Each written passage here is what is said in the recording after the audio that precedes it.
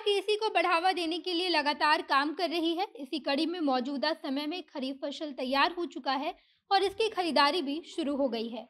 खास तौर पर चावल की डिमांड सबसे ज़्यादा है। इसी को ध्यान में रखते हुए सरकार राइस प्रोसेसिंग के कारोबार को बढ़ावा देने के लिए 90% पैसे दे रही है। यानी कि मौजूदा समय में अगर कोई व्यक्ति राइस प्रोसेसिंग का कारोबार करता है तो उसे सरकार 90% पैसे देगी। यानी कि व्यक्ति का जितना भी खर्च राइस प्रोसेसिंग के कारोबार में होगा, उसका 10% ही उसे खर्च करना होगा, बाकी का 90% सरकार अपनी तरफ से देगी। ये पहल सरकार देश में कृषि को बढ़ावा देने के लिए कर रही है।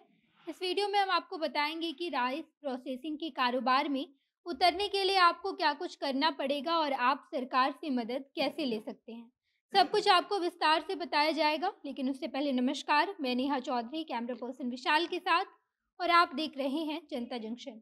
कृषि की खेती में सबसे ज़्यादा काम किसान करते हैं, लेकिन काम के मुताबिक किसानों को फ़ायदा नहीं हो रहा। इसलिए सरकार खरीफ फसल के लिए राइस प्रोसेसिंग मिल खोलने के लिए पैसे दे रही है, जिसके लिए किसी भी कारोबारी को गांव के आसपास ही अपनी राइस मिल की यूनिट लगानी होगी, ताकि किसान आसानी से उनके पास आकर अपने धान से चावल निकाल पाएँ।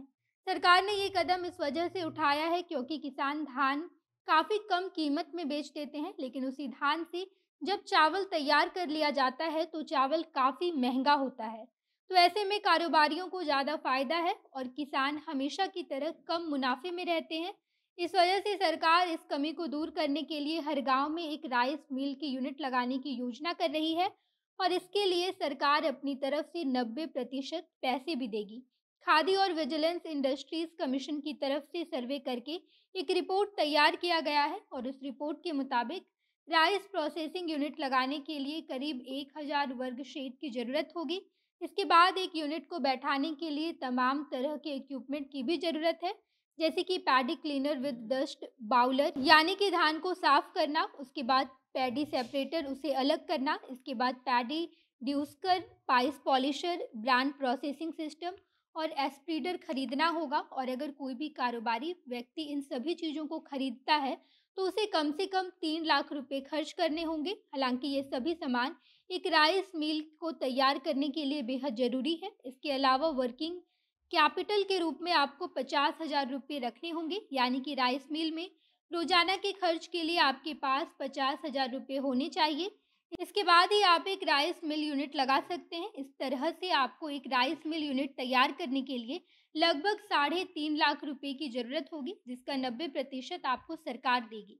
आपको केवल 10% पैसे अपने घर से लगाने होते हैं, यानी कि आपको अपनी तरफ से सिर्फ 35,000 रुपये खर्च करने होंगे। बाकी के पैसे सरकार प्रधानमंत्री जनरेशन प्रोग्राम के तहत आपको दे रही है। हालांकि ये पैसे आपको लोन के तौर पर दिए जाएंगे, जिसका भुगतान आपको बाद में कर देना है। इस मामले में खादी और विजिलेंस इंडस्ट्रीज कमीशन की एक रिपोर्ट के मुताबिक अगर आप 370 क्विंटल राइस की प्रोसेसिंग करते हैं तो उसके प्रोडक्शन के बाद आपको लगभग 4,45,000 रुपये की लागत आती है। इसी के साथ अगर आप प्रोडक्शन का सारा माल मौजूदा कीमत पर बेच देंगे तो आपको 5.5 लाख रुपए का इनकम होगा और इस तरीके से आप 1 लाख कमा पाएंगे। यानी कि राइस मिल की यूनिट से कारोबारी को बड़ा फ़ायदा मिलेगा।